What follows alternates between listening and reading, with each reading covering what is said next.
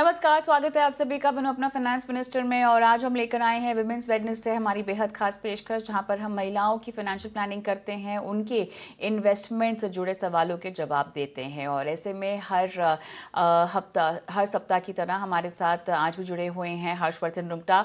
हर्ष, हाय, good evening, स्वागत है आपका विमेंस वेडनेसडे की हमारी इस पेशकश में। और आज बहुत ही इंटरेस्टिंग सवाल है, इसीलिए क्योंकि बहुत ही यंगर वुमेन ऑडियंस ने हमें अपने सवाल भेजे हैं और कम उम्र में अपने इन्वेस्टमेंट्स की ये शुरुआत भी कर रही हैं।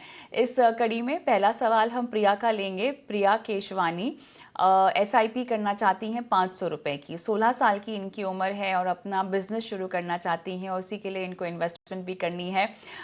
तो प्रिया, सबसे पहले तो धन्यवाद अपना सवाल हमें देने के लिए। अच्छा लगा जब आप जैसी महिलाएं अपने सवाल हमें भेजती हैं। और इतनी कम उम्र में आपने एक तो इन्वेस्टमेंट की शुरुआत करने के बाद सोचा और अपने करियर को ट्रैजेक्टरी दी है, आपको बनना है एक business women. So all the best, और जितना मुमकिन हो सकेगा हम आपकी सहायता करेंगे। आपके सपने को हकीकत में बदलने की पूरी कोशिश हम यहाँ पर हमारे एक्सपर्ट्स के ज़रिए करेंगे।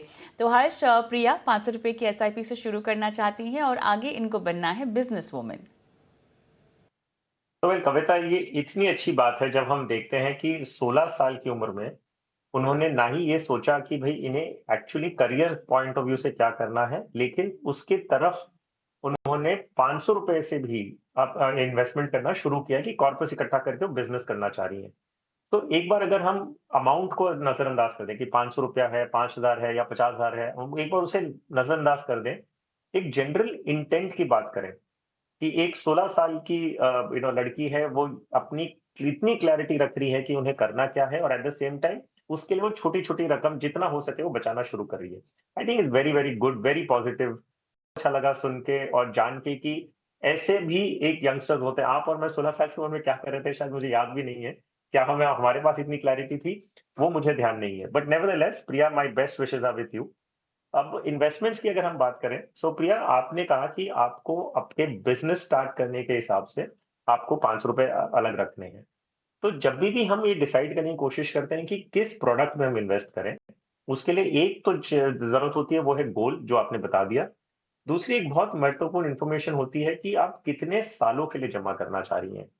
क्यों? क्योंकि जितने साल, जो टाइम होराइजन आपका है, उसके बेसिस पे डिपेंड होता है कि हम किस प्रोडक्ट में इन्वेस्ट करेंगे, किस स्कीम में इन्वेस्ट करेंगे। उदाहरण के रूप में बताता हूँ, अगर आपका लक्ष्य करीबन 8 से 10 साल के ऊपर है कि भई मैं इन्वेस्टमेंट कर रही हूँ, लेकिन मुझे ये पैसे 8-10 साल के बाद चाहिए, तो हम इक्विटी म्यूचुअल फंड्स की तरफ रुख कर सकते हैं कि वो शेयर्स में पैसे लगाएँगे। अल्टीमेटली हम इक्विटी स्कीम्स में लगाएँगे, जो अल्टीमेटली कंपनी के शेयर्स खरीदेंगे। अगर आपका टाइम होराइजन मान लीजिए 3 साल से 7 साल की रेंज का है, तो हम हाइब्रिड प्रोडक्ट्स लेंगे, जिसमें इक्विटी और डेट दोनों मिक्स होता है। अगर आप बोले नहीं, मुझे शॉर्ट टर्म में ही 1-2 साल या 3 साल के अंदर ही काम शुरू करना है, तो हम जो स्कीम चूज़ करेंगे वो डेट स्कीम्स होंगी।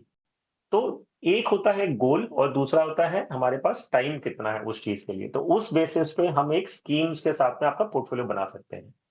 आज की तारीख में जो मैं आपकी क्वेरी देख रहा हूँ कि आप 16 साल की हैं और मुझे ऐसा लगता है कि हम अगर मीडियम टर्म का एक बार सोच के चलें, क्योंकि आप 3 या 5 साल के बाद अगर शुरू करती हैं अपना काम, अपनी पढ़ाई खत्म करने के बाद में, तो उस लिहाज से हम मीडियम टर्म समझ के चलते हैं और उस हिसाब से मैं आपको एक हाइब्रिड फंड सजेस्ट कर सकता हूँ। वो है ICICI Pru balance advantage fund.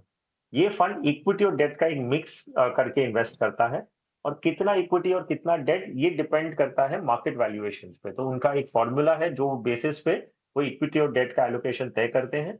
तो आपका जो इन्वेस्टमेंट है, आप शुरू करने के लिए इस स्कीम से शुरू कर सकती हैं। और राइट, लेकिन थोड़ा सा हमें प्रिया को आगे के लिए तैयार भी कर लेना चाहिए, क्योंकि इन्वेस्टमेंट बहुत ही लंबा प्रोसेस होता है, एक लाइफ लॉन्ग प्रोसेस होता है। और इस प्रोसेस में बहुत सारी ऐसी लर्निंग्स होती हैं जो आपको स्टेजेस के हिसाब से आती हैं। जैसे जैसे इनकी उम्र बढ़ेगी वैसे वैसे अभी कमाना शुरू करेंगी, इनके फाइनेंशियल गोल्स भी होंगे। हम उम्मीद तो यही करते हैं कि जल्द से जल्द ये अपना कॉर्पस इकट्ठा कर ले और उसके बाद अपना बिजनेस भी शुरू कर ले। लेकिन जब तक ये नहीं होगा, इन्हें थोड़ा सा अपनी अर्निंग पर फोकस करना होगा, अपने खर्चों पर फोकस करना होगा। तो कैसे डेडिकेटेड रहें अपने फाइनेंशियल गोल के लिए, और उसके साथ साथ जो बाकी गोल्स आते रहेंगे कैसे उनका भी ध्यान रखें हर्ष? तो देखिए कविता, एक जो फाइनेंशियल जर्नी है किसी भी इंसान की, उनके 2-3 पहलू बहुत स्ट्रेट फॉरवर्ड होते हैं, बहुत कॉमन है, इसमें कोई ऐसा नहीं है कि 16 साल के लिए बहुत अलग होगा और 30 साल के लिए बहुत अलग होगा। फंडामेंटल सेम होते हैं। उदाहरण के रूप में मान लीजिए प्रिया, आपको क्या सोचना है कि अभी आपका बहुत क्लियर फोकस है कि आप अभी पढ़ रही हैं और आपको आगे जाते हुए बिज़नेस शुरू करना है। जैसे-जैसे आपकी ज़िम्मेदारियाँ बढ़ेगी और जैसे आप रियल मेन स्ट्रीम में आ जाएँगी काम के लिए या जॉब पे या कुछ भी करने में आप जब मेन स्ट्रीम में आ जाएँगी, आप अपना जो प्लान है उसको 3 हिस्से में बाँटें। पहले आप ये देखिए कि आपकी शॉर्ट टर्म रिक्वायरमेंट्स क्या हैं। सो शॉर्ट टर्म रिक्वायरमेंट्स में एक आपकी एक इमरजेंसी फंड एक है जो आपको बनाना चाहिए।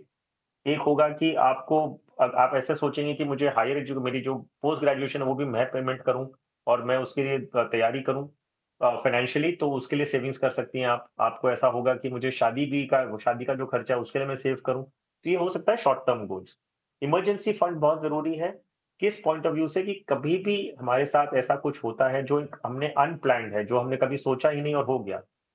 एक उदाहरण के रूप में कोविड जैसी सिचुएशन थी, जहाँ पे लोगों ने अपनी जॉब खो दी, अपना बिज़नेस कई लोगों का बंद हो गया क्योंकि वो सब कुछ एक बार के लिए सब बंद हो गया था।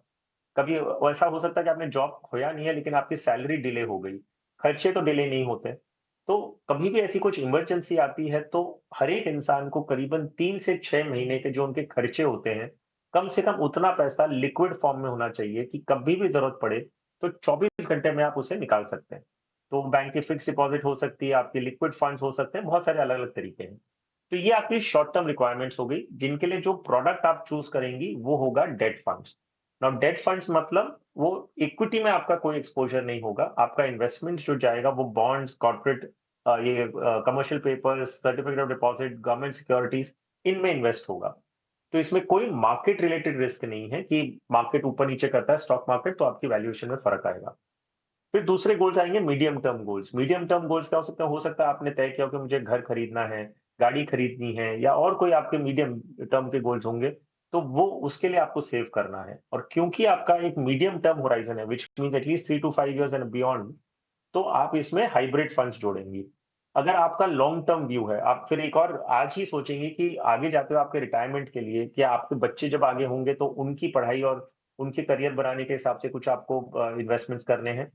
तो ये आप अपने जो रिक्वायरमेंट्स है लाइफ की आप एक फोर्सी करने की कोशिश करेंगे कि मुझे short term, medium term, long term में क्या-क्या रिक्वायरमेंट्स हैं और फिर आप अपना इन्वेस्टमेंट शुरू करेंगी ताकि आप ये सारे गोल्स धीरे-धीरे अचीव कर सकें। तो आई थिंक अप्रोच सेम ही रहेगा। सिर्फ उस पे अगर आप थोड़ा ध्यान देके कोई भी इंसान इनफैक्ट व्हाई ओनली प्रिया, कोई भी इन्वेस्टर अपने गोल्स को नोट डाउन करें, टाइम होराइज़न उसमें आई मीन असाइन करें, तो आप अपना एक अच्छा-सा प्लान बना सकते हैं, जो स्मूथली आपकी पूरी फाइनेंशियल जर्नी में आपको हेल्प करेगा। Alright, interesting. चलिए आगे बढ़ते हैं और ऋतु सिंह का सवाल लेते हैं। 29 years old, target 1 CR, 15 years का अपने आप को टाइम दे रही हैं इन्वेस्टमेंट के लिए और प्राइवेट सेक्टर में जॉब करती हैं। अगस्त 2024 से इन्होंने अपनी इन्वेस्टमेंट की शुरुआत कर रखी है एसबीआई कॉन्ट्रा फंड और पराग पारिक के फ्लेक्सी कैप में। एक में 2,000 रुपये, एक में 3,000 रुपये ये अभी इन्वेस्ट कर रही हैं और आगे और भी करेंगी, आई होप सो। जिसकी डिटेल्स उन्होंने हालांकि दी नहीं है, इन्वेस्टमेंट क्यों कर रही हैं वो भी हमें नहीं बताया है। कुछ डिटेलिंग की ज़रूरत जो कि हमें होती है वो मिसिंग है फ़िलहाल। फंड्स के लिहाज से तो आप इनको सलाह ही देंगे, लेकिन और इनको क्या क्या ध्यान में रखना होगा अपने लिए फाइनेंशियल गोल्स अलाइन करते वक्त? तो देखिए कविता, इनकी जो दोनों स्कीम्स है ना, जो एसबीआई कॉन्ट्रा फंड और पराग पारिक फ्लेक्सी कैप, दोनों बहुत अच्छी स्कीम्स है अपनी कैटेगरी की। लेकिन इनकी जो अंडरलाइंग इन्वेस्टमेंट स्टाइल है, वो दोनों की ऑलमोस्ट सेम है। तो एसबीआई कॉन्ट्रा फंड एक वैल्यू ओरिएंटेड फंड है और Parag Parikh mutual fund as a fund house बहुत ही वैल्यू कॉन्शियस इन्वेस्टर्स हैं। तो मतलब आप देखेंगे कि उनकी जो स्ट्रेटेजी इन्वेस्टिंग की वो वैल्यू ओरिएंटेड है। तो हालांकि इनके पास दो डिफरेंट स्कीम्स हैं लेकिन इन्वेस्टमेंट स्टाइल ऑलमोस्ट सिमिलर है। तो सिर्फ उस लिहाज से अगर ये चाहें तो अपने पोर्टफोलियो में एक ग्रोथ स्टाइल या एक दूसरे सेगमेंट में इन्वेस्ट कर सकें। तो और इनका टाइम होराइजन जो है वो है भी 15 साल का और जो गोल है, जो टारगेट है इनका वो बहुत अग्रेसिव है। तो थोड़ा इन्हें अपनी स्ट्रैटेजी अगर बदलेंगे तो शायद इन्हें अपने पोर्टफोलियो के लिए इनको फायदा मिलेगा। तो मेरा सुझाव ये रहेगा कि एसबीआई कॉन्ट्रा फंड को ये बंद कर दें और उसकी जगह एक प्योर मिड कैप फंड लें जो है white oak mid cap fund. तो पराग पारिक फ्लेक्सी कैप जो है वो मोर मोर और लेस एक लार्ज कैप में ज्यादा उनका एलोकेशन है, तो आप उसे एक large cap oriented flexi cap मान सकते हैं। तो लार्ज कैप का जो एक्सपोजर है वो आपको फ्लेक्सी कैप के जरिए मिल गया। एक प्योर मिड कैप आपने मिड कैप के रूप में अगर ले लिया तो आपका जो एक्सपोज़र है पोर्टफोलियो का, वैल्यू एंड ग्रोथ स्ट्रैटेजी दोनों आ जाएगी, ताकि लॉन्ग टर्म में आप उसका फ़ायदा ले सकेंगे। जहाँ तक इनके गोल का सवाल है, ये चाह रही हैं 1 करोड़ रुपए आफ्टर 15 इयर्स। लेकिन अगर मैं 12% का अनुमान लूँ, जो एम्फी प्रिस्क्राइब्ड इलस्ट्रेटिव फिगर है कि भई आप जब भी फ्यूचर वैल्यू एस्टिमेट कर रहे हैं, इक्विटी म्यूचुअल फंड्स के ज़रिए तो 12% का आप अनुमान लगाएँगे। तो 12% का अगर अनुमान हम लगाते हैं, तो 15 साल बाद इनके पास करीबन 25 लाख रुपए इकट्ठा होगा। इन्हें चाहिए 1 करोड़ रुपए, तो बहुत क्लियरली इन्हें अपना इन्वेस्टमेंट जो है वो 4 गुना करना होगा, तब जाके ये अपना गोल पूरा अचीव कर पाएँगी। मोस्ट ऑब्वियस है कि वो 4 गुना आज से आज ना भी कर सकें, तो धीरे-धीरे आपको जैसे मौका मिले, पहली बात तो आप अपने आप को एक स्टेप अप का रूल बनाइए कि भाई हर साल मैं 10% तो अपनी एसआईपी बढ़ाऊँगी। उसके अलावा जब मुझे मौका मिलेगा, कोई लमसम आएगा बोनस के रूप में या वन टाइम कोई पेमेंट मिला मुझे, तो मैं अग्रेसिवली अपने पोर्टफोलियो में जोड़ दूँगी, ताकि मेरा कॉर्पस जितना ज़्यादा बढ़ सके उतना बढ़े। हो सकता है 1 करोड़ पूरा इकट्ठा ना हो, लेकिन जितना आप उसके पास आ सकेंगे उतना आपके लिए बेटर होगा। तो आई थिंक ये स्ट्रैटेजी जो आप लेके चलेंगी, आपका गोल की जितना नज़दीक आ सके वो आपका ऑब्जेक्टिव होना चाहिए, पूरा ना भी अचीव हुआ तो। महिलाओं के लिहाज से थोड़ा-सा हमें ये भी देखना होता है, क्योंकि अब जैसे कि हम ऋतु का एग्ज़ाम्पल ले लें, अभी ये जॉब कर रही हैं।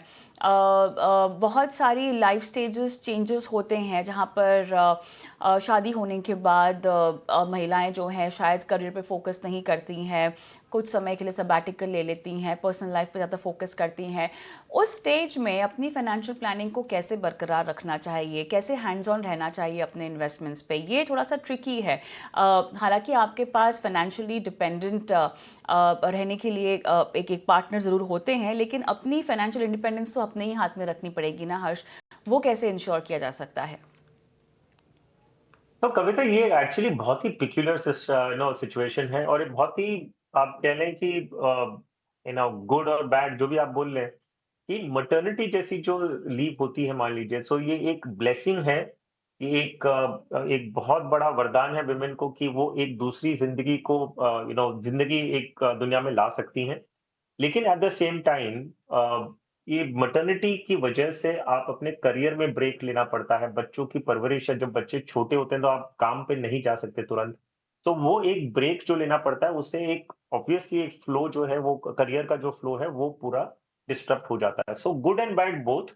और इसकी इसका तरीका सिर्फ एक है कि आप इसको एक लाइफ गोल बना के चलें, कि आप जब अपना काम करना शुरू करती हैं, आपको ये पता है कि एक्स नंबर ऑफ इयर्स के बाद आप शादी करेंगी, उसके बाद आपके बच्चे भी होंगे, जिसके लिए आपको लीव लेनी पड़ेगी। फॉर्च्यूनेट अनफॉर्च्यूनेट हम उस डायरेक्शन में नहीं जा रहे हैं। लेकिन ये अगर आपके साथ होने ही वाला है और आपको दिख रहा है, तो आप इसे एक अपना गोल बना के चलें लाइफ का, और उसके लिए जहां तक हो सके आप सेव करें। आपने सही कहा कि आपके पार्टनर होते हैं साथ में, तो वो सपोर्ट करते हैं उस पीरियड में फाइनेंशियली, उस समय वो पूरा जिम्मा लेते हैं। लेकिन अगर आप प्लान कर सकें कि आप उस पीरियड में भी इंडिपेंडेंटली अपने खर्चे संभाल सकें, उसके लिए आपको बचत तो आपको ही करनी पड़ेगी। तो उसे एक लाइफ गोल समझ के चलें, और उसके लिए अगर आप बचत कर सकें तो बहुत अच्छी बात है। नहीं कर सके तो आई थिंक जो एज़ अ फैमिली इनकम पे आप उस समय रहेंगी, तो it's not a big problem. I mean, अगर आप, because that's a situation that everybody is in. I mean, there is nothing anybody can do, and it's a very happy situation to be in कि आपकी family में एक addition हुआ। लेकिन अगर आप चाहती हैं फाइनेंशियली उस पीरियड में इंडिपेंडेंट रहना, तो उसे एक लाइफ गोल बनाइए, और उसके लिए आप बजटिंग करके इन्वेस्टमेंट करना शुरू करें। तो ये मुमकिन है कि आप पूरा का पूरा गोल ना अचीव कर सकें, लेकिन आप रीज़नेबल अमाउंट ऑफ मनी आपके हाथ में हो सकता है, अगर आप चाहें तो उसको पहले से प्लान करके इन्वेस्टमेंट करें तो। राइट। आगे बढ़ते हैं राधा सिंह के सवाल की ओर। और इन्होंने इन्वेस्टमेंट म्यूचुअल फंड्स में कर रखी है। मोतीलाल ओसवाल का मिड कैप फंड इनके पास है, 2,000 रुपये की एसआईपी ये कर रही हैं, और मोतीलाल ओसवाल का ही स्मॉल कैप है 1,500 रुपये, एचडीएफसी फ्लेक्सी कैप 1,500, और इनको चाहिए 50 लाख 20 साल में। और अभी इन्होंने 1,500 रुपये पारंपरिक फ्लेक्सी कैप में भी शुरू किया है निवेश करना। So interesting. I think 20 years में 50 लाख्स तो आसानी से अचीव हो पाएगा, लेकिन मुझे नहीं पता इन्होंने कितने रियलिस्टिकली ये गोल अपने लिए रखा हुआ है हर्ष। जी हाँ, कविता, सो पहले तो खुशखबरी ये है कि अगर आप 20 साल तक इन्वेस्ट करती हैं और जो अमाउंट वो इन्वेस्ट कर रही हैं, उससे अगर 12% का भी अनुमान लगाते हैं तो 50 लाख का जो टारगेट है वो पूरा हो जाएगा। तो ये एक अच्छी बात है कि इनका जो टारगेट अमाउंट है वो पूरा हो जाएगा। लेकिन आपने एक बहुत अच्छा कंसर्न हाइलाइट किया कि आपने कितना रियलिस्टिक होके 50 लाख का गोल सेट किया है। क्योंकि 20 साल बाद 50 लाख की वैल्यू वो नहीं रहेगी जो आज की तारीख में है। बट नेवरदलेस गुड पार्ट ये है कि 50 लाख एक्यूमुलेट हो जाएगा। अब 50 लाख सफिशिएंट है कि नहीं है इन्फ्लेशन को ध्यान में रखते हुए, वो एक सवाल है जो शायद राधा जी को एड्रेस करना होगा और उस पर विचार करना होगा। इनके पोर्टफोलियो पे आते हैं, क्योंकि इनके पास एचडीएफसी फ्लेक्सी कैप ऑलरेडी है, आपको दूसरा flexi cap in the name of Parag Parikh जोड़ने की जरूरत नहीं है। दोनों schemes Parag Parikh flexi cap और एचडीएफसी फ्लेक्सी कैप बहुत अच्छी स्कीम्स हैं, और आपके पास अगर ऑलरेडी एचडीएफसी फ्लेक्सी कैप है तो आपको दूसरा जोड़ने की जरूरत नहीं है। बेफिजूल का डुप्लीकेशन ना करें, दो स्कीम्स 15-1500 रुपए की रख के कोई रियल पर्पस आपका सॉल्व नहीं होगा। आप एचडीएफसी फ्लेक्सी कैप में ही अमाउंट बढ़ा के उसे 3000 कर दीजिए। जहां तक आपके mid cap and small cap का सवाल है, एक चेंज मैं सजेस्ट करूंगा कि आपकी दोनों स्कीम्स जो हैं वो एक ही फंड हाउस की हैं, जो दोनों मोतीलाल ओसवाल के मिड कैप भी है और स्मॉल कैप भी है। तो देखिए, मोतीलाल ओसवाल बहुत अच्छा फंड हाउस है, उसमें कोई कोई दिक्कत उस बात की नहीं है। सिर्फ जब आपके पास 40 से ज्यादा फंड हाउसेज अपनी सर्विसेज देते हैं, तो क्यों ना हम अपने पैसे अक्रॉस डिफरेंट एएमसीज दें, दूसरे अलग अलग फंड हाउसेज को दें, ताकि अलग अलग फंड मैनेजर्स का भी इन्वेस्टमेंट स्टाइल आपका आपको फायदा दे। सो उस लिहाज से मैं सजेस्ट करूंगा कि आप मोतीलाल ओसवाल का स्मॉल कैप बंद कर दें, उसकी जगह पे आप बंधन स्मॉल कैप को शुरू करें। तो आपके पास 3 फंड हाउसेज होंगे जो आपके लिए काम करेंगे, एक एचडीएफसी, एक मोतीलाल ओसवाल और एक बंधन। तो 3 फंड हाउसेज आपको अपनी इन्वेस्टमेंट सर्विसेज ऑफर करेंगे, डिफरेंट स्टाइल की इन्वेस्टमेंट अप्रोचेज होंगे, तो उसका फायदा आपको मिलेगा। कॉर्पस का हमने ऑलरेडी बता दिया, विद एग्जिस्टिंग इन्वेस्टमेंट आपका कॉर्पस, आपका इंटेंडेड टारगेट पूरा हो जाएगा। सिर्फ देखिए कि जो इन्फ्लेशन एडजस्टेड क्या 50 लाख काफी होगा कि नहीं 20 साल बाद। राइट, चलिए यहाँ पर आगे बढ़ते हैं और आखिरी सवाल की ओर कनिका का सवाल लेते हैं। एसआईपी कर रही हैं आईसीआईसीआई प्रू निफ्टी इंडेक्स में, कैनरा बैंक स्मॉल कैप में, निपॉन इंडिया स्मॉल कैप में, एक्सिस ब्लू चिप में भी इन्वेस्टमेंट है, क्वांट मिड कैप में भी, एसबीआई के फ्लेक्सी कैप में भी है, और 1 CR का इनका टारगेट है 15 साल के बाद। बताइए। तो कविता, देखिए, इनके पोर्टफोलियो में मुझे ओवरलैपिंग दिखती है। इनके पास 2 लार्ज कैप है, 2 स्मॉल कैप है, 1 मिड कैप और 1 फ्लेक्सी कैप। पर 11,500 की अगर ये एसआईपी करना चाह रही हैं, तो ये इन्वेस्टमेंट के लिए इन्हें इतनी सारी स्कीम्स की, 6 स्कीम्स की जरूरत नहीं है, 4 स्कीम्स में भी आप अपना काम पूरा कर सकती हैं। तो इनका जो 11,500 रुपए इन्वेस्ट करना चाह रही हूँ, उसके लिए मैं इनके लिए पोर्टफोलियो बता दूं। ICICI Pru Nifty 50 index fund, ये आपका जो एग्जिस्टिंग फंड है वही है, उसमें आप 2,500 रुपए इन्वेस्ट करें। एसबीआई फ्लेक्सी कैप में 3,000। एक मिड कैप में आपके लिए नया जोड़ रहा हूं, जो है white oak mid cap fund, उसमें 3,000। निप्पॉन इंडिया स्मॉल कैप जो आपके पास ऑलरेडी है वो कंटिन्यू करिए, और उसमें 3,000 रुपए। इन 4 स्कीम्स में आपको आपका पूरा डाइवर्सिफिकेशन का पर्पस पूरा हो जाएगा, और अलग अलग फंड हाउसेज भी आपके पोर्टफोलियो में आ गए। इसके अलावा जितनी स्कीम्स आपके पास हैं, उनमें से आप रिडेम्पशन कर लीजिएगा, और लमसम के रूप में ही वापस इन 4 स्कीम्स में इन्वेस्ट कर दीजिए, ताकि आप मार्केट की जो कंपाउंडिंग इफेक्ट आपको फायदा चाहिए वो आपका चलते रहेगा, और आपका पोर्टफोलियो कंसोलिडेट होकर 4 स्कीम में हो जाएगा। जहां तक आपके गोल्स का सवाल है, अगर हम 12% का अनुमान लगाते हैं, तो 15 साल बाद आप 55 लाख इकट्ठा कर पाएंगे। आपका टारगेट है 1 करोड़ का, तो ऑब्वियसली गोइंग फर्दर आपको अपना इन्वेस्टमेंट बढ़ाना होगा, इसे ऑलमोस्ट डबल करना होगा। तो जितना हो सके, जितना जल्द हो सके, आप अपना इन्वेस्टमेंट्स बढ़ाइए, और इसे कोशिश करिए कि इसे डबल करें, ताकि आप अपना टारगेट अचीव कर सकेंगे। अगर नहीं पूरा डबल होता है आपका इन्वेस्टमेंट, जितना बढ़ा सकते हैं उतना बढ़ाइए, और ये आपका टारगेट होना चाहिए कि 1 करोड़ के जितना पास आ जाऊं मैं, वो आपका एक अचीवमेंट होगा। सो डोंट बॉदर अगर पूरा 1 करोड़ इकट्ठा नहीं होता है, जितना आप उसके करीब आ सके उतना आपके लिए अच्छा होगा। और राइट, शुक्रिया हर्ष, आप विमेंस वेडनेसडे की हमारी इस पेशकश में हमेशा की तरह आज भी जुड़े। आपने महिलाओं के फाइनेंशियल प्लानिंग की, उनके सवालों के जवाब दिए। धन्यवाद।